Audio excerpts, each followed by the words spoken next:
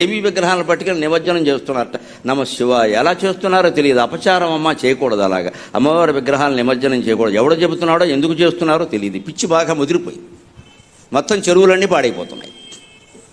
అమ్మవారి కోపం వస్తే పేటరేకపోతుంది. ఆవిడ ఏమనుకుంటున్నారు, వినాయకుడిలాగా శాంతమూర్తి కాదు ఆవిడ. వేసేస్తుంది ఒక దెబ్బ. నన్ను ముంచడానికి నువ్వెవడారా, నేను మొత్తం ముంచేస్తానని. ఏంటి దశాయుధాలు ఉన్న అమ్మవారి విగ్రహం తీసుకుని నిమజ్జనం చేస్తారా? బుద్ధి జ్ఞానం ఉందా? నాకు మంటెత్తి మాట్లాడుతున్నాను నేను. అమ్మవారి విగ్రహాలు నిమజ్జనం ఏంటండి? ప్రతి పూజకి నిమజ్జనం ఉంటుందా?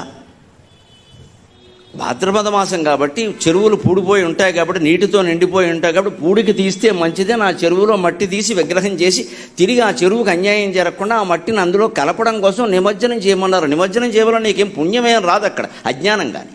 చేయకపోతే పాపము రాదు. దాని వెనకాల ఒక శాస్త్రీయ విజ్ఞానం ఉంది. ఇప్పుడు అదే అజ్ఞానము అంటే దాన్ని వదిలేసి అమ్మవారికి మొదలెట్టారు ఇవాళ.